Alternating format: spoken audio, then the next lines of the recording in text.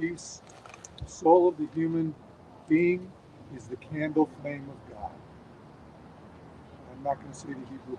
And God said, there will be light, and there was light. And God perceived the light because it was good. Not that it's not that he saw the light and it was good. The Hebrew says, ki tov. He perceived it because it was good. God perceived the light because it was good. And God separated between the light and between the darkness. The Hebrew word for light, or, has the same numerical value as the Hebrew word for secret. Oh, can I ask you a question before we start? Because I know that you're a, what's the word? You're a numerically, well, you already told me crazy. So numerically oriented person. Gematria, I think, is the word, right? Okay. I'm not sure that I believe that the Torah was written with all these secrets and numbers. What about the possibility that it's just serendipity, that one word has the same number of letters or numerical value as the English word is a numerical value of the Hebrew word? I don't know that they sat down and made the. I mean, God is in His infinite wisdom can do anything, but I don't know that. I don't understand why the secrecy, the hidden secrecy. It's not a secret. It's a secret hidden in plain sight. Okay, secret hidden in plain sight. Okay, so basically you're saying, wow, if I'm understanding you, why should this matter? Maybe it's just coincidence. Yes, thank you. My answer to you is coincidence is God's way of staying anonymous. That's my answer to you. Okay? That the Hebrew letters are what they are. And it's not complicated to say Aleph is 1 and Bet is 2 and Gimel is 3, and then after you get to unit 10, it's Kaf is 20 and Lamed is 30, and right, and then you get to 100, and then you have 2, 3, 400. Okay, that makes sense. Right. Yeah. It's a numerical way of counting. Over there, so they all stay warm in some way. Thank you. Is it possible, please, to put like so much so they stay? Thank you so much. What I'm saying is the numbers were already there because God invented them. Well, the letters and numbers did we put this secrecy on just to keep the well? Okay, so students busy. The words are the words, right? The numerical value is an obvious tie together. A is 1, B is 2, C is 3, right? So if that's an obvious tie together, the words are what they are, and then we see patterns if we look deeper. Okay? So, again, coincidence is God's way of staying anonymous. I think that's the answer. Okay? It's absolutely a... there's no way to... It's not possible to say the words were created. The words were created. It's language. Right. Okay, so when it says... we read into it after the fact. Like, correct, but those... Let's see if there's a pattern. Correct, and we get to discover the patterns. It's a secret hidden in plain sight. Okay. All right, please continue. All right. A person comes into a store where they sell many types of delicacies and sweetmeats. The first thing the storekeeper does is to give him a sample of each kind in order that the customer should have the idea of what to buy. When he tastes it and sees how good it is, he wants to sample more, but the storekeeper then says, "You have to pay for anything you take. We do not give away anything free here." The free sample is the light that a person feels when he first begins to draw close to God. Through the taste of this light, he can subjugate all evil and return everything to the ultimate good. This is a free sample given to the individual so that he should know the taste of service in God. The mark of this remains after the light is withdrawn in order that he should know what to seek. Rabbi Yitzchak Isaac of Kamarma, in the name of Baal Shem Tov, Otzer Chaim. The Midrash asks. So the idea is that God gives us a taste of God's light. Now it's our choice to keep going. Okay, go on. The Midrash asks, from what was light created? The answer is whisper. God cloaked himself in a white shawl, and the light of its splendor shone from one end of the world to the other. So what do? We cloak ourselves in a white shawl, don't we? Thank you. Yeah. called talit. Okay. All right. Who wants to continue on page 2? Okay. Wait, in case you're not sure what a menorah looks like, the Hanukkah actually. You can flash us one way. Oh no, that's that. I don't know. I I thought. like that. When did God cloak himself in a Oh, you white need shawl? page 2 too. Go. When did God cloak himself in a white shawl? That's how he created light. Okay. Okay. Who wants to read page 2? Many people mistakenly believe that Hanukkah is a celebration of military victory, but it is much, much more than that. It is a teaching about what we need to be willing to go to war for. Purim teaches us to be willing to go to war for our physical survival. Haman wanted us dead, but the Seleucid Greeks were not seeking to kill us. They only wanted us to assimilate and accept their gods. Hanukkah teaches us that we need to be willing to go Actually, to. that's a typo. The Seleucid Greeks were not with Purim. It was Haman's Hashvarosh, but that's okay. Go on to Hanukkah. Hanukkah teaches us that we need to be willing to go to war for our spiritual survival. The Seleucids wanted us alive and assimilated. The Maccabees were Kohanim, priests, and the entire Hasmonean revolt was about the spiritual survival of Judaism against the Greek desire for assimilation. The Hashmonaeans is another name for the Maccabees. Okay, Maccabee means hammer. So the two rabbinic holidays, the major rabbinic holidays that are not Torah holidays, one is Purim, one is Hanukkah, and they're both about our survival, and they're both about us rising up. Purim, we do it because they want us physically dead. But Hanukkah, they did not want us dead. They wanted us assimilated. Okay? The Maccabees are rolling over in their graves right now. They just are. Every time they see a sign that says a Jew for Palestine, they're rolling over in their grave. Okay? Because that's what they fought was exactly the opposite of this. So there's two different battles going on, and Amalek wants both. So Amalek wants both our physical death and our spiritual death. Okay, but the Hanukkah is about we need to fight for the sake of heaven. We need to fight for our spiritual survivors. Please continue. Our rabbis taught the precept of Hanukkah demands one light for a man and his household. The zealous kindle a light for each member of the household, and the extremely zealous, Beth Shammai, maintain on the first day 8 lights are lit, and thereafter they are gradually reduced. But Beth Hillel say on the first day 1 is lit, and thereafter they are progressively increased.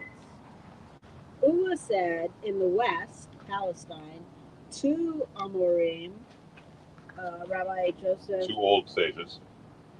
and Abin and right? Rabbi Joseph ben Zabida differ therein. One maintains the reason of Beth Shammai is that it shall correspond to the days still to come, and that of Beth Hillel is that it shall correspond to the days that are gone. But another maintains Beth Shammai's reason is that it shall correspond to the bullocks of the festival, whilst Beth Hillel's reason is that we promote in matters of sanctity but do not reduce. Simply put, Shammai says we start with 1, we go to 8. We start with 8, we go down to 1. Hillel says we start with 1, we go up to 8. And we side with Hillel, basically because it feels nicer. Can you go on the first night and light 8 candles? Absolutely. Okay, it's totally kosher. If you walk into a home, confuse everybody, but it's absolutely allowed. Okay, who wants to read page 3? I will. The menorah was an ancient temple and had a total of 7 branches. The Hanukkah or Hanukkah menorah had a total of 9 branches. Right, because it's 8 plus 1. Okay, go on. 8 plus the Shema. The Hanukkah lights up 10 paths. Does that make sense? So, if you go back to page 2 and you look at the image of the Hanukkah there, okay, there lights up darkness, and there are 10 pathways of darkness that are lit up because there's one on the outside as well. Right? So if you count it, it becomes 1, 2, 3, all the way to 10. Right? There are actually 10 pathways that are lit up by the Hanukkah, not by the menorah, but by the Hanukkah. We continue. The Hanukkah lights up 10 pathways, 10 commandments, 10 Sephirot, 10 utterance of God in creation. The Hebrew letter Yod, that's that little guy. The first letter of God's name, and Yod literally means hand. 2 prayers, 1 biblical commandments of Hanukkah based on Genesis 50. So let's talk about this for a minute. I'm just going to teach this a lot easier. Okay. There are 2 formulas. We did this in a class a couple weeks ago, right? There are 2 formulas for prayer. Blessed are you, Lord our God, rule the universe, who brings forth bread from the earth. Then, blessed are you, Lord our God, rule the universe, who has sanctified us with your commandments and commanded us to kindle the Sabbath lights. Right? So one is just Baruch atah Adonai melech haolam. The other adds Asher Kedishanu b'mitzvotav v'tzivan. With me? Okay. If it is if the source of the prayer is biblical, it includes the sanctified us with your commandments and commanded us to. If it is rabbinic, it does not. Okay? So, bless you, Lord our God, rule the universe, who sanctified us with your commandments and commanded us to kindle the Sabbath lights, is based in biblical. Right? Blessed are you, O Lord our God, rule the universe, who sanctified us with your commandments and commanded us to wash our hands. Biblical. Blessed are you, Lord our God, ruler of the universe, who brings forth fruit of the vine. Fruit of the vine. Rabbinic. Make sense? Everyone with me? Yes or no? Yeah? Yes. Okay. Yes. On Hanukkah, is that my good side? Oh, that's good. I feel like Tootsie. Can we move the camera farther away? The answer to that question is that's not the good side. They're- The other one isn't either. So how's that? So, what's right behind me? Better than a raccoon. Yes, the raccoon's like. The raccoon likes to pee on me. So. Okay, so, which my son's made into a slow motion video. Okay, so there's 2 lessons. Now, on Hanukkah, the first time you do something, you always say the Shachianu, okay? Which is, Baruch atah Adonai melech haolam, Shachianu v'kiyamanu v'higyanu l'zman hazeh. Is it biblical or rabbinic? Rabbinic. Okay. So on Hanukkah, forget about the Shachianu for a minute, the first night. Each night we say 2 prayers, right? Who sanctified us through commandments and commanded us to kindle the Hanukkah lights. And then, Baruch atah, blessed are you, Lord our God, rule the universe, who did wondrous things for our ancestors in days of old this season. Right? That means the first one's biblical, the second one's rabbinic. But how can you have a biblical commandment when Hanukkah takes place after the Torah? That's a good question. Right? Hanukkah doesn't take place. The Bible's already done by the time we get to Hanukkah. Right? Second Temple's been right? All that. So the answer is that the first commandment, the first lighting of the candles, has nothing to do with the Maccabees at all. Has nothing to do with them. If we look in Genesis chapter 50, it says that that Jacob died. We know that Jacob died on the first evening of Sukkot. They mourned him for 70 days in Egypt, and they traveled for 1 day and then had another week-long festival, so 8-day festival total, that Joseph ordained would always be a festival in memory of his father Jacob. Right? And that's in the Torah, in chapter 50. If you start 70 days from the first night of Sukkot, you get to a date in the Hebrew calendar of the 25th day of the month of Kislev. With me so far? 25th day of Kislev. An 8-day festival. Hanukkah begins on the 25th of Kislev.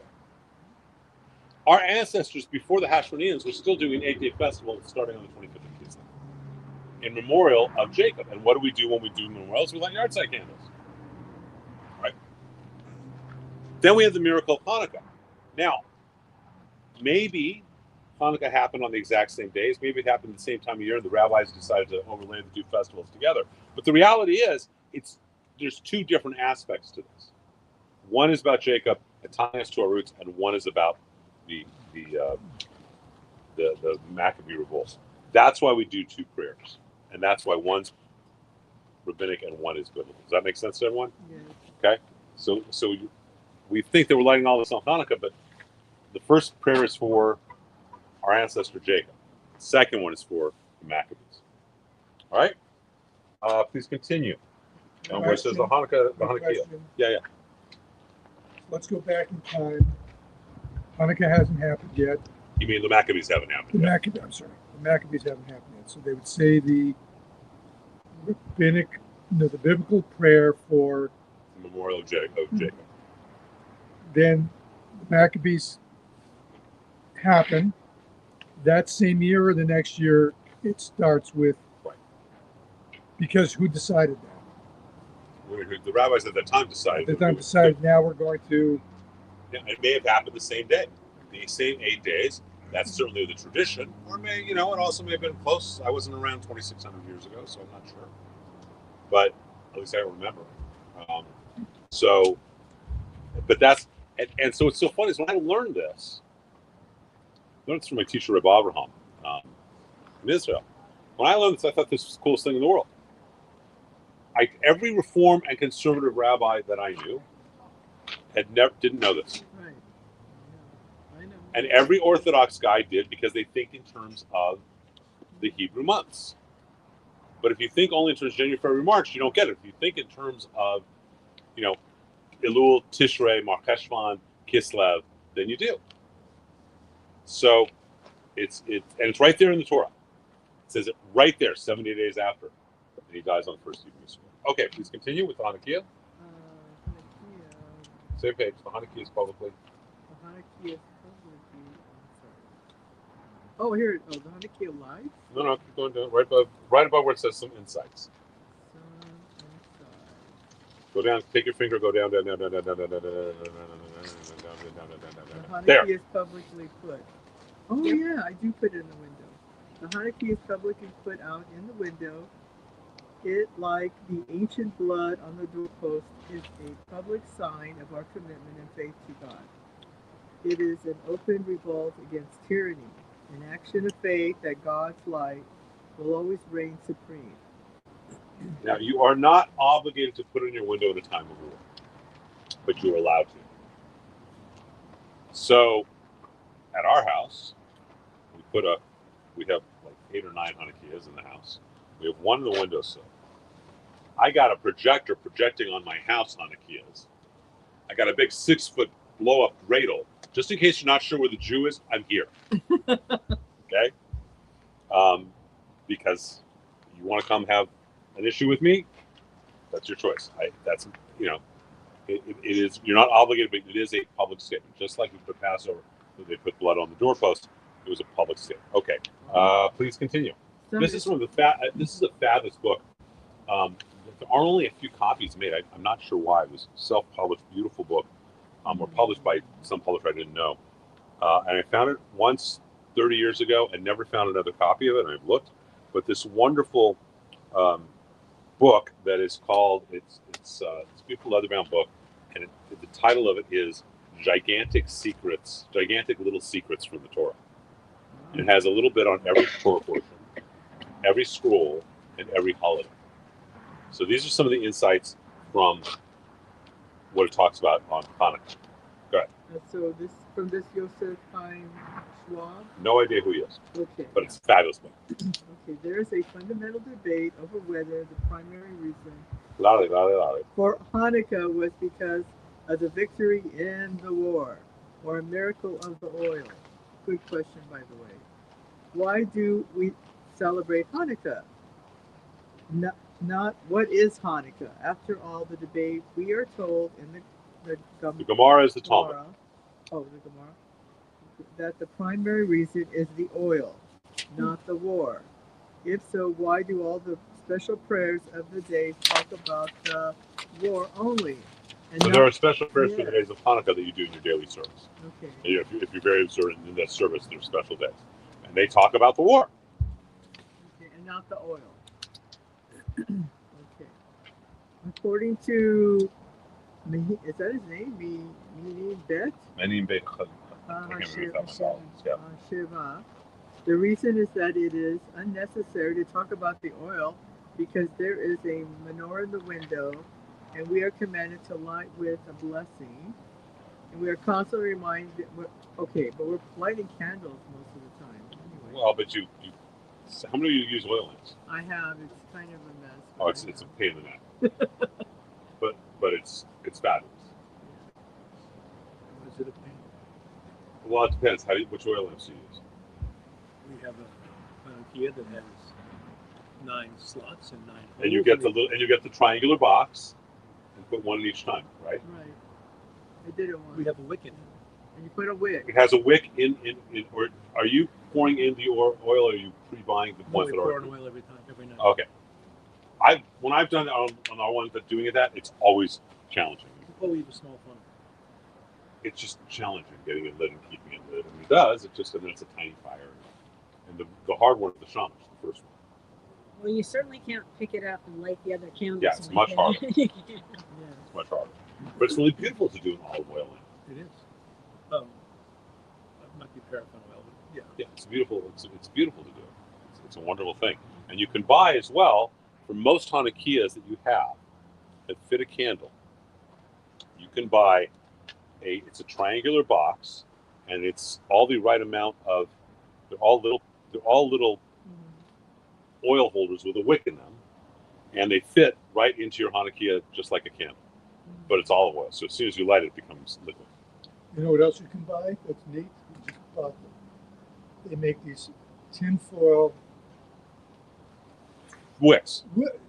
tinfoil cups to put your Shabbos candles in. Yeah. You're not spending Friday to the next Thursday cleaning your. For Shabbos, that's great. For I bought them Hanukkahs. for Hanukkah now. Oh, I didn't know that. They're tiny little Where'd you buy them? foil things. Amazon, of course. Amazon, where? Amazon on me. I will look at it because that actually takes away all the mess of the candles. Because it takes 1 year to clean the Hanukkah to be ready for next year. Oh, cleaning them out. Yeah. Thank you. Oh, Alice is going to love that. Blown away. I mean, the olive oil is great. It's really great. So I have one that's these flasks of olive oil, and it's so difficult to lit, and you've got to put the separate wick in. But they're beautiful. It's great to do with olive oil. It's great to do with oil. And you can also buy, though, in your ones that you have that will fit right into where the candle fits. Oh. And it's already pre-made. And they come in a triangular box. I forget whatever the right amount is. And you just put them in, and at the end of when they burned out, you just take it out and replace it with the next one. You get 44. Yes, that's the right number. Is 44. Yeah. That's And what 44 means, or you'll tell us later. I didn't even think about it, but 44 is Dom, which is blood. But it's really how many Hanukkah candles. How many come in Hanukkah the box, candles you need. Because you have, 2 the first night, 3 the second night, 4. Okay. It's And it comes in, it's a triangular box, and you can buy and just take out. It looks. Imagine this with a little piece coming down like this, and you just boom, sit it right in the candle holder. This piece fits right in like your candles. They're only about this tall, and you can light Light it with a match. with a match or with a shamash with a candle. Well, you can light it with It makes it very easy if you want to actually have your Hanukkah this year. If you want one of them to have oil, please continue. Finish off this paragraph. We are constantly reminded about the oil. The battle, however, does not have any visual Many visuals to remind us. to remind us. So we talk about the war in our prayers. Furthermore, if there was enough oil for 7 days, what does Way do? What Way do? I do typos. Okay, it's why do. What do? Okay. I thought maybe a new English word. I didn't know. Way do we keep it for 8? Answer. Even the first day was a miracle because the oil was split into 8. So 1 day had enough to burn the full. Oh, I get it. Yeah, to burn the full day. Got it. But why did they divide the oil for 7 branches? Oh, that's a good question. 7 branch menorah into 8 parts. What was the significance of the number 8? Answer. A few months prior to this, they had been forced to miss the celebration of Sukkot, of Torah, which lasts for 8 days. So, as to make up for this, Hashem wanted Hanukkah to last 8 days. Hence the miracle. So people think that it was a flask of oil and it just got less and less and less and less and less. Right. No. That's how we all grew up if you grew up in a Reformed synagogue. No. They took the one day's fast, they split it into 8 parts, and each 8 lasted for a day. Oh, But if you grew up in a Reformed synagogue, you didn't learn that. yeah. But that's how they did it. And so it was an 8-day miracle because every day, which should have lasted for 3 hours, lasted for 24. Make sense on it? Okay, who wants to continue reading? Who else? Somebody. After the War of Hanukkah, took the Hasmoneans another 25 years to free the land of Israel from 165 to 140 BCE. The Hasmoneans were Kohanim and the greatest tzaddikim in the world. Okay, so these are the greatest tzaddikim, they're the priests who were also warriors. Okay? However, they made one fatal error. In addition to retaking their priesthood, they usurped the kingship too, which they had no right to do. It belonged to the children of Judah, not the children of Levi. The end Children of Levi are the Levites, including the Kohanim. But the king is descended from Judah. David is a line of Judah. The Hashmoneans, when they took it back over, they not only were the priests, but they also took on the kingship, which they should not have done. Should be a separation of power. The end result of that, after 100 years, they ended up being some of the greatest Rashaim in the world Most corrupt ones. and caused the destruction of the Second Temple. They became traitors to Hashem and intermarried with non-Jews. And because of this, Rabbi Yehuda HaNasi, author of Yehuda HaNasi is the author of the Mishnah. came from Yehudim, didn't include a tractate for Hanukkah. So Rabbi Yehuda HaNasi is descended from the line of Judah. He assembled the Mishnah, which becomes the Torah, or the Talmud, excuse me. So he could have made a tractate on Hanukkah. There's a tractate on every other holiday, right? There's a tractate Yom is on Yom Kippur, tractate Rosh Hashanah is on Rosh Hashanah, the tractate, but there's no tractate on Hanukkah. And it was his way of saying, you know what? You Maccabees may have done great things, but you also became evil and you became corrupt. Okay, please continue. There was also not one in Purim.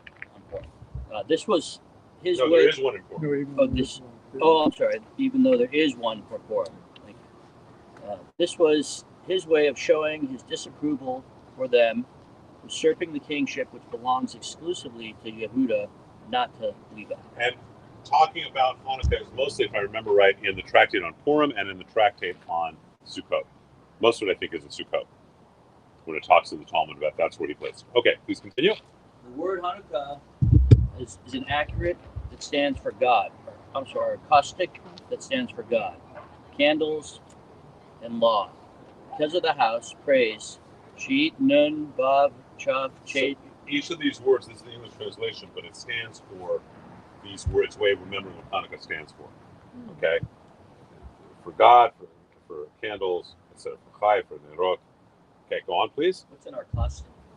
Acrostic, or an acronym, actually. So, my name, so when you hear like Rambam from Maimonides, it stands for Rabbi Moshe ben Moshe. We call him Rambam. It's just the RMBM. Chabad is an acrostic, or excuse me, acronym.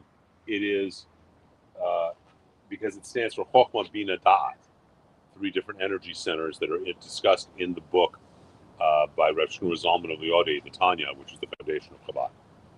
So that's when we say Ari for Rabbi Isaac Luria, it's for the holy Elohai Rabbi Yitzchak, the holy Rabbi Isaac. So Hanukkah is also, besides being dedication, it also reminds us what this holiday is about and different things about, in this case, God, candles, law, etc. Okay, go on. Why do we spin a dreidel from the top while we shake a grogger from the bottom? This symbolizes They're basically the same toy. Right? A dreidel you spin like this, and it goes like this, and a grogger you're like this. Right? The handle's on the bottom. Why? Go ahead.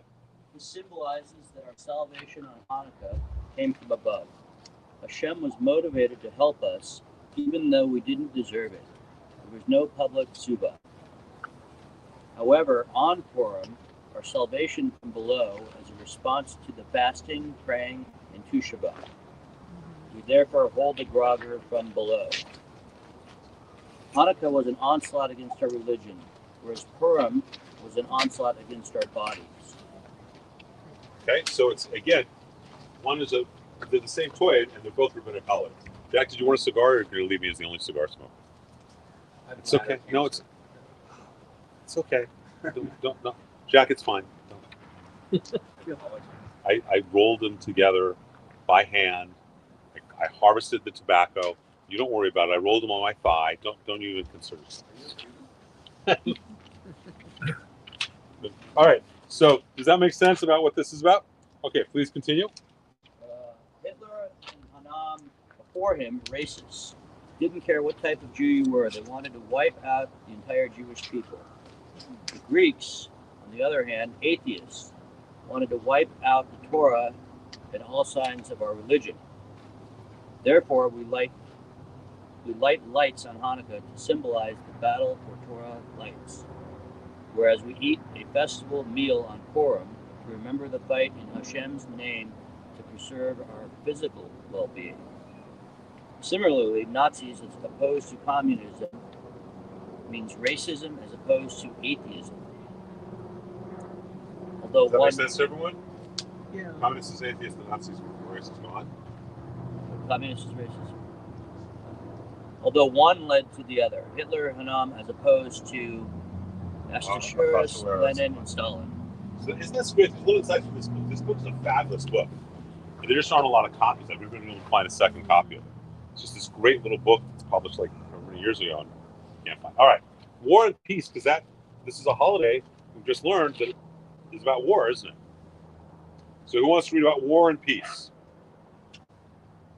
Somebody loudly. Okay. Our rabbis taught, "Thou shalt not hate thy brother in thy heart." Babylonian Talmud, Mas Arachin 16b. We don't want wars, even when we win, Golda Meir. And the Lord said to Moses, "Write this for a memorial in a book and recite it in the ears of Joshua, for I will completely put out the remembrance of Amalek from under heaven." And Moses built an altar and called its name Adonai Nisi. For he said, because the Lord has sworn that the Lord will have war with Amalek from generation to generation. So Amalek, we are commanded to fight always and destroy. However, okay, I'll put this up. That was a hint, wasn't it? No. Rabbi Shochet's book, Amalek. So we go to war only for the sake of heaven. We do not go to war to gain land. We do not go to war for other reasons. We have two examples. We went to war in Purim for our physical survival, and on Hanukkah for our spiritual survival. They wanted us alive, but they wanted to totally assimilate us. Amalek wants both our spiritual and our physical destroyed. They start by attacking the weak. So this is the one case where we are commanded to destroy, not defeat. But God forbid we ever take joy in it. So please continue. Rabbi Shochet's book, Amalek, the Enemy Within. And if you go to war in your land against an enemy who oppresses you, then you shall blow an alarm with the trumpets, and you shall be remembered before the Lord your God, and you shall be saved from your enemies. Numbers 10. How many of you were bothered by the fact that Israel has consistently been announcing, we're going to bomb you, Hamas, on this building very soon? It seems kind of stupid, doesn't it? Yes. Right? That's why. This is why. It's not because we're getting pressure from it. It's because we are commanded to blow the shofar and let them know we're going to attack. It's not easy, makes it harder, but that's what we're commanded to do. And so that's why Israel does that. Israel doesn't just sort of, start bombing indiscriminately. Go on, please continue. The Seleucids are considered the descendants of Amalek, as they started the war against us by attempting to prohibit us from our Jewish values and practices. Despite the odds against them, the Hasmoneans chose to be spiritual warriors, and with God's help triumphed over those who would assimilate us into their values. It's pretty self-explanatory. Go on. We must always be willing to enter conflict war when our values and practices are being threatened. War, which must always be for the sake of heaven, must be entered into when either our physical existence is threatened and or when our spiritual existence is threatened. The lessons of the Hasmoneans in Hanukkah is especially important in today's world, where the secular world has declared a war on Jewish practices and values and seeks to assimilate us into general society and its values. We must step up and be proactive in stopping the assimilation of our people and values into the popular values of the general society, for both our own well-being and to hold an example to the world of how human beings should live and interact with one another. To remain silent in the face of attacks on Jewish values is to tacitly approve and support that assimilation. The menorah is placed publicly so that all can see that we are committed to keeping the values of Torah and Judaism, and we will need to take public action against any value that is antithetical to Judaism. To remain silent is to be complicit. Do you guys get that? How important that is? So, how many of you were disturbed by the election in New York? By Mondami being elected? Specifically by 43% of Jews under the age of 35 voting for Mondami. When it's very, very clear who he is and what he is. Right? Very, very clear. And he's honest about it. That tells you how much they've assimilated and let go of their Judaism, doesn't it? So how many of you are aware that he brought a quote-unquote rabbi onto his transition team? Yeah, I saw that. The trans rabbi? I would just say the drag queen rabbi. Jack, you got to look on your face, you know. So he brought on this rabbi, quote unquote, who's not a rabbi, whose father, he comes from a lineage of rabbis. His father was a rabbi, his grandfather was a rabbi. He was in an Orthodox yeshiva. He was thrown out of the Orthodox yeshiva. Then did his transitioning, I'm really a woman, calls himself a model and an activist and whatever else, and that he's a rabbi. This is who Mondami is saying, oh, look, this is what a Jewish leader looks like. God. This is who a Jewish leader is. Anyone find a problem with that? This is, if I'm a non-Jew and I'm being told this is what a Jewish, so my choices of Jewish leaders is either some guy with payas who thinks that he is better than everyone else, right? And yeah, chosen doesn't mean better, wink, wink, nudge, nudge. Or this guy, drag queen. Those are, if I'm a non-Jew, I'm being told those are the two choices of what Jews look like. No wonder they're all Meshuggah. Those are what? No wonder all the Jews are Meshuggah. Well, no wonder the non-Jews are saying there's a real problem with this. Yeah. Mondami did an ad with four quote-unquote rabbis. And then he said, and so there are four Women. Is it the women? They're not women. I think one or two of them are women. At least two of them are not women. They're men. Okay. Dressed as women. And they come up, hi, Rabbi, hi, Rabbi, hi, Rabbi, hi, Rabbi. We're rabbis who support Zoran Mondami. And all Jews should vote for Zoran Mondami. Anyone else have a problem with this? And it's not about being conservative, liberal. It's about, this is not, Judaism is pretty clear, right? You're male, you're female, or you're tom-tom, where it's not identifiable because of birth disfigurement or accident. You cannot change your Y chromosomes, X chromosomes. Is what we want being put out to the world a drag queen rabbi? No, that's what they want. Brainwashing. We're being brainwashed. It's not, and understand, this is not about, look, I have a dear friend who was the first openly gay rabbi in the conservative movement. This isn't about being gay. This isn't about the sexuality. Okay, this is about a whole other thing. J.B. Sachs is an amazing scholar and just a wonderful, wonderful man. And I would talk about, I'm sure he's offended by this. oh look, Jews are either going to be black hat crazies or they're going to be trans crazies. That's problematic, isn't it? Yes, it is. Okay? And that's assimilation. Mm-hmm. That's the assimilated values that are being put out. Mm-hmm. And it's hard. Okay, please continue reading. Good.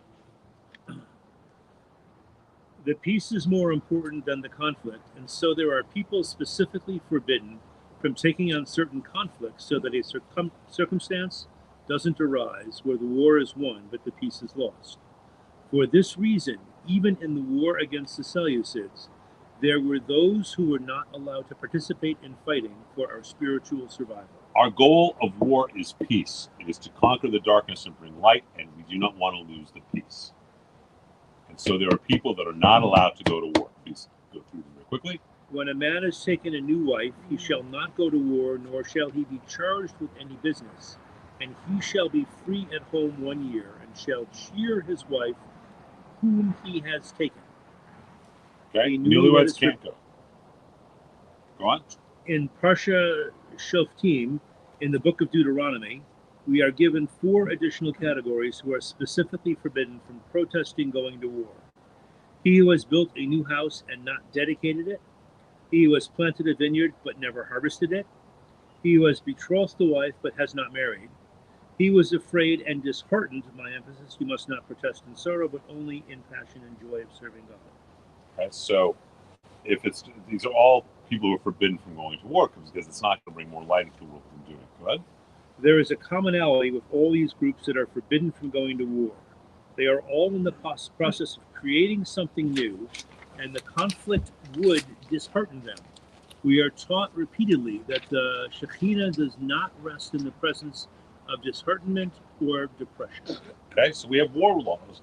Hanukkah's a reminder. Remember, all these prayers, our community doesn't say, but if you're doing 2 services a day, you'd be saying prayers during Hanukkah that are all, they have additions during Hanukkah, just like between Passover or between Sukkot and Passover, we say the prayer for rain and wind. There are prayers that you say during Hanukkah, and they all revolve around war. We need to remember this is a holiday about war and about peace, and what are our rules of war? Who wants to continue reading? Where it says in Judaism. Someone else. Come on. Anybody. Somebody. In Judaism, Loudly here. I can't say. in Judaism, it is imperative that we only go into conflict not for our own benefit, but for God's. The idea is to eliminate our desires from the equation and instead only go to war, as we must always do against Amalek, for Malchut Hashemayim, for the kingdom of heaven. This is ideally prevents us from killing lives in order to acquire stuff. It also is designed so that we are concerned with peace, since that is obviously what God wants for his creation, as opposed to acquisition of money, land, power, etc. By placing ourselves as warriors for peace as opposed to warriors for acquisition, it changes our internal reality.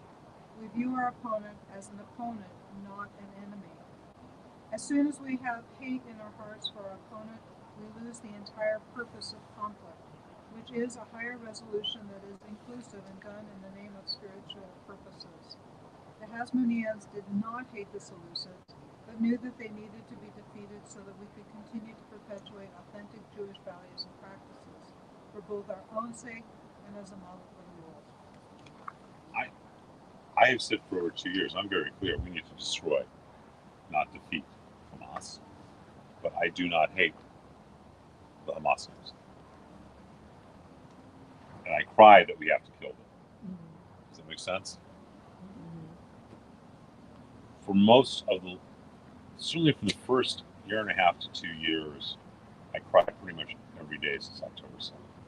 In the last 6 months, I've cried less because I think I'm just so exhausted.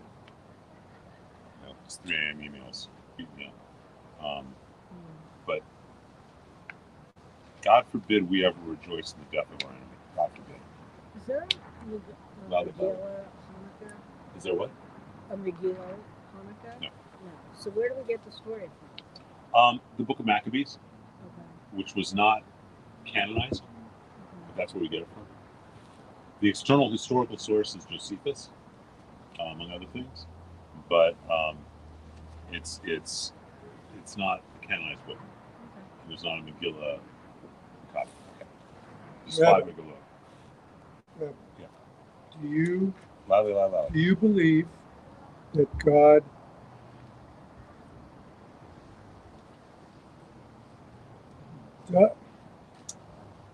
God does wants us to cry when we're eliminating Amalek, or He just wants us to not celebrate? Because there's a difference in my mind. I don't think God would ever say, "Don't," that I want you to cry, We are obligated not to celebrate. not to celebrate. We are obligated. Right. We're not obligated to cry. Do I believe God wants us to? Yes. That's my personal belief. Yeah, yeah. My personal belief is God wants us to have more empathy. I don't think He does. And I think that's our mistake. That's we got to do what we got to do. Sometimes you can't help but cry. And Control it. I'm very clear. I've been very clear about this. Amalek is destroyed. The children of Amalek are destroyed too. They didn't do anything. Saul's removed And from the the animals kingship. and the vegetables. That's right. And Saul's removed from the kingship because he doesn't do that. Right. Okay? So I understand what needs to be done. But on October 8th of 2023, I was trying to temper people saying, well, no, we should not go in and just nuke and make it glass. Okay? Or we shouldn't celebrate it. We should celebrate what has to be done. By October of 24, I'm having to remind people, wait, this isn't to negotiate a peace with Hamas. They need to be destroyed. And I've stayed very consistent. But I have gone from being viewed by many people as, oh, he's just too wishy-washy. He doesn't want to rejoice and take out these people, to being, what a hardliner, he wants to kill these people. I haven't changed my position one iota in 2 years. No, the rest of the world does. But the way you're looking. 2 years ago, everyone was crying for us. Now we've been the bad guys. So, you know, and you have queer Jews for Palestine. Yep. First in line. Twice. Okay, please continue. We must not tolerate our opponent, but must accept our opponent. and- Loudly. Louder? Loud, please. I can hear you. You have the camera on. And even respect him. The Seleucids believed in their Greek gods, but it is not our place to destroy them, only our responsibility to make sure that we can practice our own forms of worship until they recognize the authenticity of Hashem through our examples. We can think our opponents as wrong, but not as evil. As soon as we identify What's the one exception? Amalek. Go on. as We soon don't as- hate them, but we recognize they're evil, not just wrong. as Go on. soon- Go on. Okay. As soon as we identify our opponent as evil and an enemy, there can be no peace. It is through the conflict that is done without vilifying the opponent that a higher truth and understanding is reached. The Jewish value is not victory, but peace and greater understanding. Even in the war that we memorialize as Hanukkah, we sought not the destruction of the Seleucids, but the freedom for us to practice our religion. Even in the darkness of war, we must keep the light of God alive. And so, we remember this with the lighting of the menorah. The one exception to this is Amalek, bold print. And we should not hate even Amalek, but must be committed to his full destruction. But not hate him. All right, who wants to read the next page? Who wants to read the next one? Somebody. Anybody. All right. You shall not hate your brother in your heart. You shall reason with your neighbor and not allow sin on his account. Leviticus 19:17. You shall not loathe an Edomite, for he is your brother. You shall not loathe an Egyptian, because you were a stranger in his land. Deuteronomy 23:8. Rejoice not when your enemy falls, and let not your heart be glad when he stumbles. Proverbs 24:17.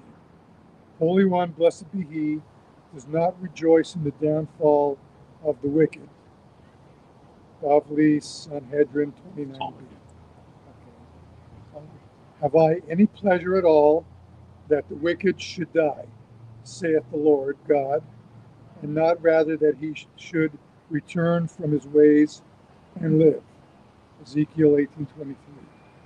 And similarly, Rabbi Yohanan said, what is the meaning of that which is written? And the one came not near the other all the night.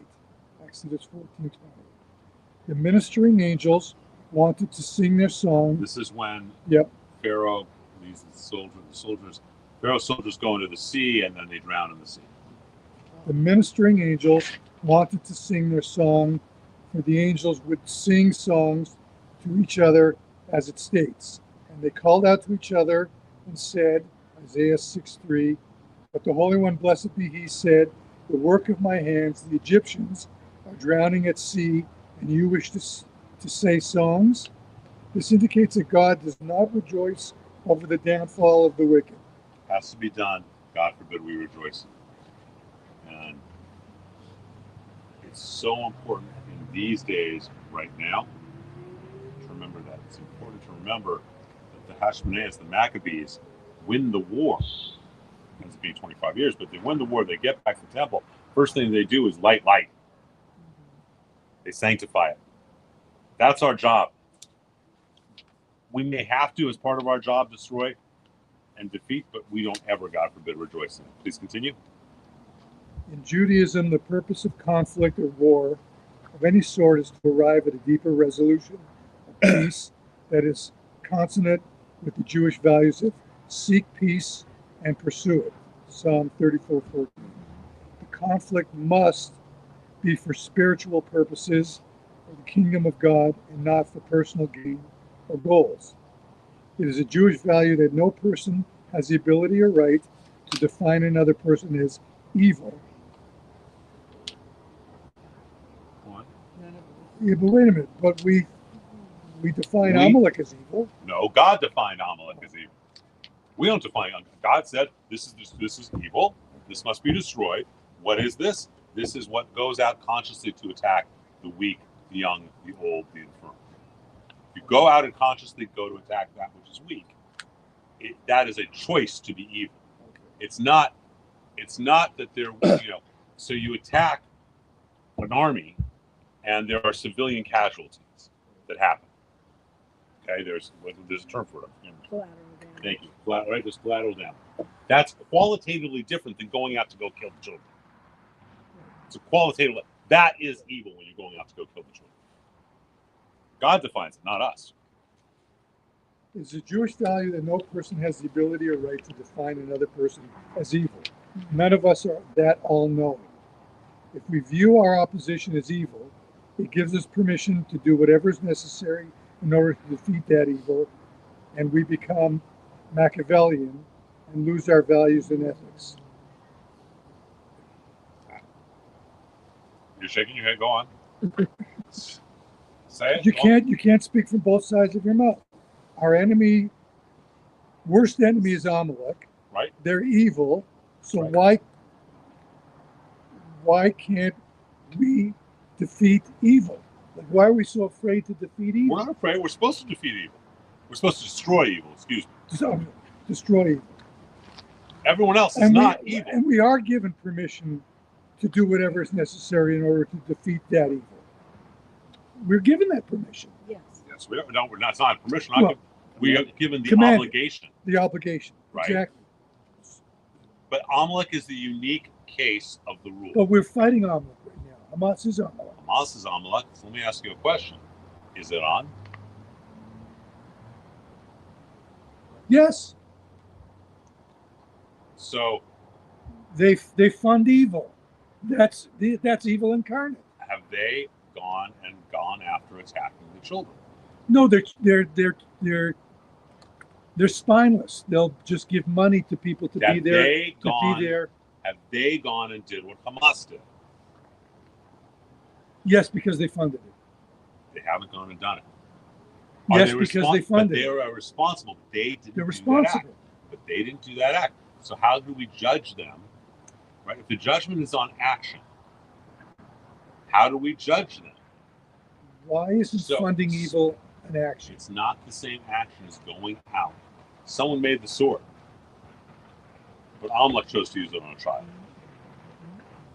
There's still lies the So somebody bought the sword. so there still lies the potential that Iran could change. Wow. Potential is there. In what universe is that? The potential is there. God softens Pharaoh's heart. He could soften Khamenei's. Okay. Okay? Didn't they save us once too? The Persians? Many times. People of the book? God could soften their hearts, huh? Yes. Right? He can't make up for. There's nothing even God can do that makes up for raping and killing a child. There is a qualitative difference. Does that make sense? That makes total sense. So there's the difference between defeating and destroying. Yes, Iran needs to be defeated because they want to destroy us as a culture, as a nation. Okay? So yes, they've declared war. We need to defeat them. Not a question. But do we need to destroy them? They didn't go and they weren't the ones who went into a house after bombing it, and these two children, these two boys are and videotaping it, screaming. One doesn't have an eye, one doesn't have an ear, as they go into the fridge, and these Hamas guys are taking a soda and drinking it. Okay, they didn't do that. Yes, they have a responsibility, but they didn't do that act. So does that make sense? Yes. And so they need to be defeated, but they didn't. We need to be compassionate. God can change anybody's heart, and the moment that we lose ourselves and need to destroy or choose to destroy that which does not need to be destroyed necessarily. We're at war with Iran. Agreed. We got to do whatever we got to do. But it's different. Our war with Iran stops if the Iranian people take back over the country and Khamenei and his clerics are thrown out. Right? Our war stops. Our war does not stop with Hamas until it is destroyed. That is the mission. So there's a difference. I'm sorry if I sound like a far leftist to you right now, Mark, but no, that's on my side. okay. So does that make sense? Yeah. We cannot become them. Then they've won. See, all war in this world is a reflection of a different war between good and evil. If we become evil, that supernal war, that more important war of which we're acting out, good loses.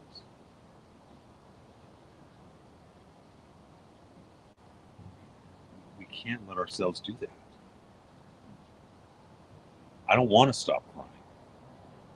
I have a very big conundrum right now, which is Larry Elder is an old friend of mine. He's been a friend for 30 years. Okay. And Larry asked me a couple of weeks ago, because he asked me a year ago and I didn't get around to it, so I really tried to avoid it. He said, look, I thought you were going to help me get to see the 47-minute GoPro footage.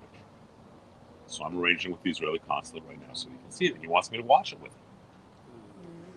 I don't want to. I've been too involved in this for 2 years. I don't have it in me.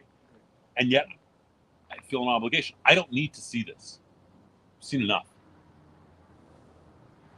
On the one hand. On the other hand, if it helps me remain compassionate and empathetic, then it would be good. If it only makes me angry, then it would be bad.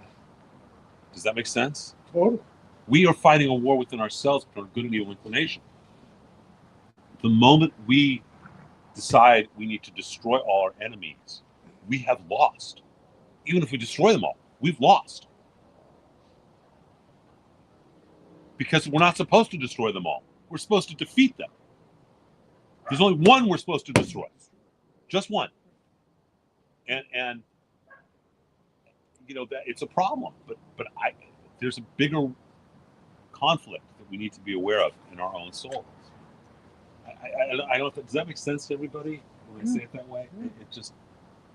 Jack, you look like you want to say something. Well, it makes sense, but we're human, so it's difficult for us to not hate them. It's very difficult. It's a fight I'm dealing with every day. Look, I'm writing and reading all about every single day. You guys know that. Okay? But I refuse to lose that battle, and so I'm conscious that it's going on. It'd be very easy to say, you know what? Let's just wipe them all out. We can. Let's do it. Let's make lots of golf courses. My kids will have jobs when the new golf courses are built. Okay? But then we lose. And I will tell you my opinion, and many people disagree with this. But most of you will disagree with this. I believe Benjamin Netanyahu has been amazing. Because he's walked this fine line. Everybody's pissed off at him. People who want him to, everybody just sort of pissed off because he's not. People who want him to just back off are pissed off at him because he's not doing that. I think he has walked a line that I think in 50 years he's going to be viewed as a Churchill, as one of the great leaders of our time. I really do believe that. Except there's one problem. Except what? Except there's one problem. What? He's Jewish. That's the problem. I'll go down in our books 200 years from now. This, You know, he is, and everybody's pissed off at him. And I think it's because he's doing the right thing. The people who want this war over fast are pissed off because he's being too conscious and not doing it fast enough or enough. And the people who just want to play nice and sing Kumbaya are pissed off because he's still doing things. That's a hard dance. And I think that the key is, people forget when they think about Netanyahu. How much of his background do you guys know? Read his book. So do you know about his brother? How many of you know about his brother? His best friend, his brother was killed. I think that deeply, deeply affected him. So, but we can't go around destroying everybody. Then we lose our Judaism.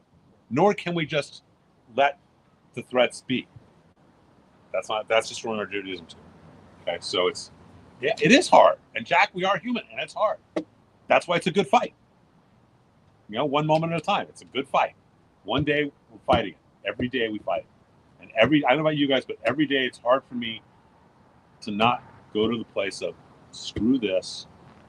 Let's just go bomb everything and be done. They're not going to side with us anyhow, so might as well just go make the entire Middle East into a parking lot. Because why not? Glass parking. Glass parking. Well, because then you get to make glass structures. Yeah. Gaza glass out of the sand. That's sculptures. There's a great picture that the golf course in Gaza, they don't need to have water traps or sand traps because there's already big holes. Right. Okay, go on. Whoever's reading, please continue. Mark, I think you were reading, right? Well, I can continue. Again, the exception is Amalek. But even with Amalek, we must strive to both recognize the unredeemable evil that they perpetuate, but to take no joy in our commandment to destroy them. There's the sentence. That's it in a nutshell. Yep. And part of it is to realize that God is saying Amalek is unredeemable. Right. God is saying, I cannot redeem Amalek. Whereas Pharaoh, you can redeem. Which means Khamenei could wake up tomorrow morning, having had a vision of God, and he could wake up and say, I'm wrong, I'm done, and there could be changes. Granted, it's highly, highly unlikely, but it could happen is the point. The guy who did what they did, what Hamas did, doesn't matter what he wakes up and does. The evil is done. He's dead. If he's dead. Oh, yeah. A lot of these Hamas guys aren't dead. All of them. But the starting guy. One guy Sinwar is, Yeah. but a lot of these guys aren't. No. All right, please continue. Mark, go ahead with the next paragraph. Okay. In every conflict that Jews have been involved in, we find that it is for the sake of heaven and in order to pursue a real peace.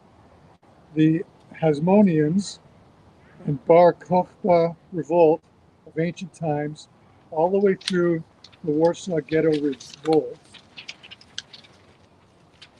and wars in modern Israel have all been based on this concept.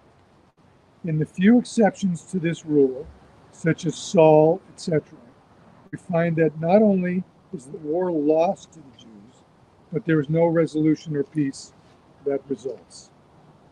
You cannot shake hands with a clenched fist. Golda Meir. The moment that we view our opponent not as the creation of God, with a legitimate point of view that we disagree with, but view them as an enemy, true peace becomes impossible. We must open our hearts and our hands and view our opponent as teachers from whom we can learn and whom we must respect. Otherwise, our arrogance of being right leads us to actions that are antithetical to real peace. Let us all view those we disagree with as wrong and work together to achieving a greater understanding and experience of the divine through the conflict and subsequent peaceful resolution. Okay, and obviously the exception is not. Okay, who wants to read about light and dark? I will. Okay, go. With you is the fountain of life. By your light do you see light. Psalms 36:10. Your word is a lamp to my feet, a light for my path. Psalms 119 and 105. In Judaism, physical light is an extension of the spiritual light of God that permeates the universe. Light illuminates darkness. Light illuminates as a path so that we can follow the consciousness and presence. Spiritual life force is expressed as God's light permeates through the world, contains a vessel. These vessels are letters of the Hebrew. Let me explain that. The idea is that the letters of the Hebrew Aleph base are the vessels that contain God's spiritual light. The letters have power. They have energy, they have power. When you read Torah, you can see it easier, but they do. Go on, please. Okay. Fundamentally, light does not belong to this world. Really? Okay. Rather, it is an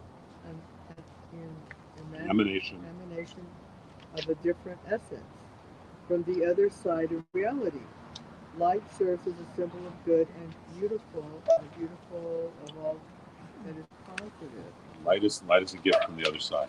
Okay, makes sense. The Talmud points out that the menorah stood at a remove from the table. What is it? The menorah was not on the holy table. Oh, okay. An earthly king retired for the night would place the light on a table by his bed. Finally, the Talmud contends again from scriptural evidence that in Solomon's temple the windows of the building were wide on the inside and narrow. That's right. They're wide on the inside, narrow on the outside. Okay, suggesting that the holy light of the sanctuary flows out to grace the world. Oh, that's interesting. In short, the true purpose of a menorah, according to the Talmud, was to offer testimony to all humanity that God's presence resides among the people of Israel. And once having affixed this meaning to the menorah, it was but a small step to an eternal light in the synagogue to signify the same comforting message to Jews whenever they might be dispersed. Interesting. So if you look at our ark, you guys have all seen our ark, and there are 10 gemstones where the 10 sefirot are. And the light inside the Torah comes through each color, which corresponds to a different energy center. It comes through this size. Each one's this size. But when it comes out, it spreads out. This was not designed by accident. I know this because I designed that ark. So I know what the intention of it was. Okay. All right. So Rabbi Ben Asher, 1250 to 1340, explains that the soul derives joy from the candlelight. As the verse states, the light of the righteous will rejoice. Interesting, Proverbs 13:9. How come? The soul is made up of divine light, and it is natural to delight in something that is of a similar makeup. This is the case even though the candle generates mere physical light, whereas the soul light is spiritual. So when you light the Hanukkah candles, you get happy? Yes. Well, yeah. Why? Because They're just candles. But it's the light that it emanates from. Exactly. Read the last paragraph, please. It emanates light. See, like you in your water. A flame has three components. There is an inner blue or blackish part of the flame that hugs the wick and consumes the oil. Then there's the bright bowl of the flame. Bright body of the flame. Yeah, I'm trying to imagine this. Okay, which provides the light. Lastly, there's the third level, a subtle aura that surrounds the frame. That's true. These three parts correspond to the three components of the soul that are mostly closely associated with the physical body: nefesh, ruach, and So there are actually three parts to each flame, isn't there? right. And that's why I when I was at Kabbalah Center, when we studied, we'd light a candle, and then the light goes like this, and they say, "See, it's like you're a yeshiva boy studying." It has a difference. Here's the other piece about a candle. I actually learned this from a pastor. I thought it was beautiful, Pastor Deborah Fowler. A candle must sacrifice itself for the light. Oh, that's right.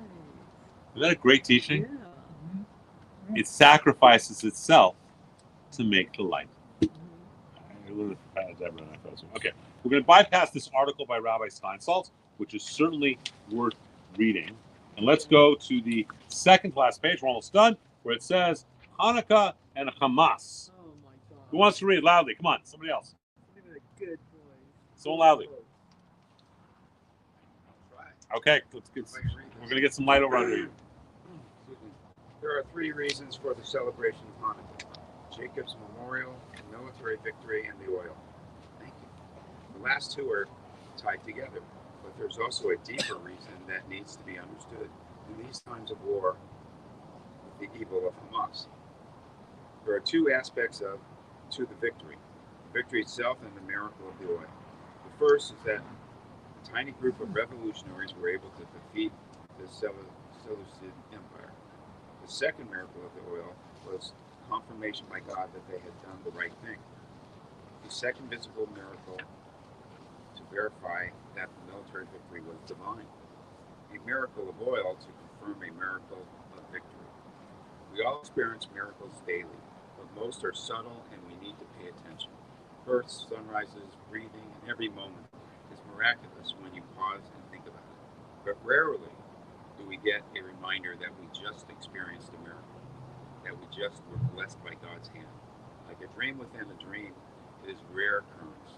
And this double miracle is meant to help us rededicate ourselves to our partnership with God. So we win, that's a miracle. Oil, that's a confirmation that that was a miracle. This miracle confirms that one. We need to accept that that was a miracle, and miracles happen with us all the time. Please continue. Okay, the Maccabees were men committed to their faith, not to military strategy. Yet they went to war hesitatingly, but with commitment. Well, these guys are the Kohanim. They're priests. They don't know. What do they know about war? They're yeshiva bochers. Okay? What do they know about war? But they went because they weren't going to let the attack on their spirituality go unanswered. Go on, please.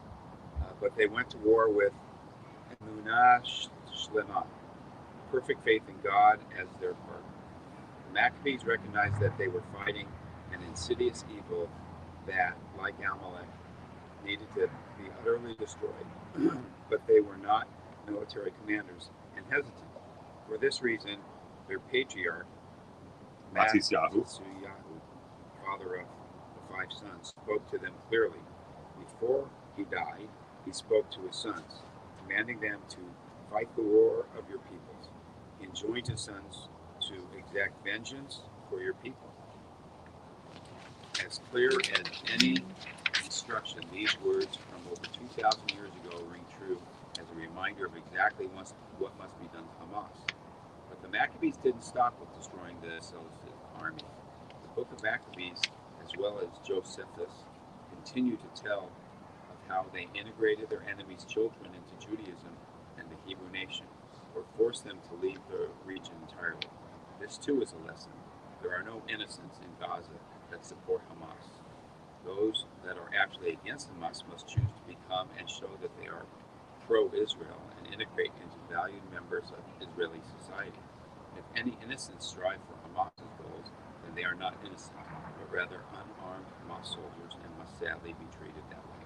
And what do we keep doing? What is it? So look at this. Go back in the middle of the paragraph where that they are given another option, aren't they? Leave the region entirely. Yeah. What's been going on that Israel's been saying for the last 2 years? Just leave. Leave. There's the door. There's the door. Go. You But don't. then You, again, you, nobody's letting him in. Oh, gee, I Separate wonder subject. why. Yeah, separate subject. I wonder why. no one's letting them in. But everyone expects Israel to take it. Saudi Arabia is what, 40 times the size of Israel or something? They got lots of land. And I still like the piece of how many of you saw the clip? It was going around 2 years ago. It was a clip from the show The Golden Girls. How many of you saw this? This is hysterical. It's Beatrice Arthur, Betty White, and Rita Moreno, and they're talking, and Betty White says that she called a radio station, or that she heard a radio station, someone on an interesting planet. Rita Moreno says it was her, and that she has a plan for the Palestinians. Now remember, this is the Golden Girls. So this is 1980s, right? 70s, 80s, 80s. Right? What's the plan? Well, let's send them all to Greenland. Beatrice Arthur, who was always hysterical, is like, Greenland? They're a desert people. Well, there's lots of land up there, and no one's using it. Give them some coats; they'll be fine. Send the planes from Hamas. They can go from Gaza to Greenland. Good idea. Okay, please continue with the last paragraph. Last paragraph. The Maccabees knew that the entire ancient world would be against them, but they also had absolute faith that God was their partner and would be their ally in ensuring that the nation of Israel would be redeemed and made whole. And they won an unwinnable war. This was a miracle, but there might have been those who didn't see God's hand in the victory. And so the miracle of the oil reminded everyone that God has his hand on our shoulders. The world is against Israel right now, right? Is it Always any? has, always will. Is it any different than what the Hashmonaeans went through, the Maccabees? No. But they stepped up, they had faith in God. And we need to do the same and be the same, both domestically and in Israel and everywhere in the world. And Hanukkah is a time to rededicate ourselves. That's what it means. When we put on a mezuzah on your door, it's called, the ceremony is called a Hanukkah Habayit, dedication of the house. Hanukkah means dedication. We need to dedicate ourselves, not just to victory, not just to light, to destroy that which needs to be destroyed, to defeat that which needs to be defeated, and to never rejoice in either. Ever. Because then we lose. And we can't, there's too much at stake. So this Hanukkah, when you light your candles, think about that. Right? Think about there's a lot going on here. And why we have those two blessings. You were talking about, Jack, why we have the two different types of blessing. One rabbinic, one biblical. And that it also ties us back to Jacob. All the way back to the beginning. So there's so much within Hanukkah. And we didn't even get into the idea that the 10 pathways that are lit up now correspond to the 10 energy centers, the 10 Sefirot. And it's such an amazing holiday if we allow it to be. It really is at the essence of Judaism in a lot of ways. And to remember that there's a war always going inside of us. Always. So our Yetzer HaTov, our good inclination, our Yetzer Hara, our evil inclination. Whichever one we feed more of and we do more of, that's the one that will win. So I'm profoundly sad that people forget we need to destroy Hamas, we need to destroy Amalek, and I'm profoundly sad that we need to destroy Hamas. And I don't want it to be any other way. I don't want to lose my humanity, because then those SOBs won. And I will not let them have a victory. Yeah, that's what they want. So, Mark. How about destroy what needs to be destroyed? Right. Defeat what needs to be defeated. And do whatever it takes to have it not happen again. Where's that in the equation. You We can't. We keep You cannot. capitulating. Wait, wait. You can't prevent what someone else is going to do. You can't prevent someone's battle with their evil inclination winning. But you can destroy that which needs to be destroyed. And the battle goes on. Not give back land. Okay, so here, let's talk about just for the question. So I want to imagine something. Mark, you give Jack a gift. Okay? And then you see that Jack throws the gift out. Or he gives it to Karen. How do you feel about that gift you gave him? Ooh. It hurts. It hurts. Okay. Now, But God gave us a gift 3,700 years ago. He defines the land that is to be Israel. He defines, he created, and the whole book of Genesis is unimportant. The whole first parts of it, of the creation of the world, it's unimportant. Why should we care that God created the heavens and the earth in these 6 days, etc.? The answer is because it demonstrates that it was God's to give everything in the world. And he chooses to give this land as defined in this square to Israel.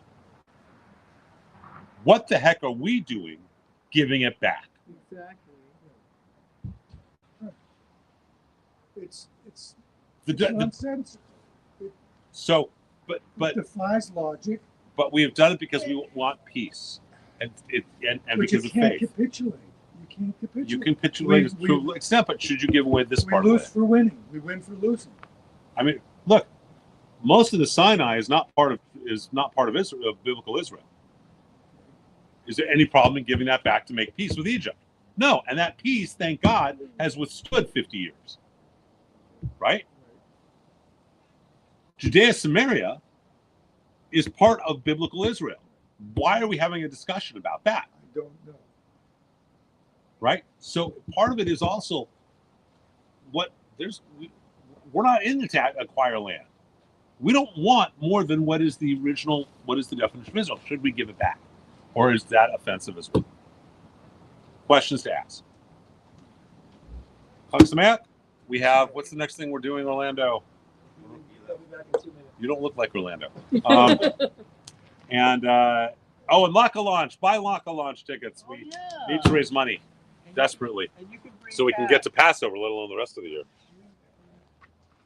We have some amazing art, too. Absolutely. Thanks for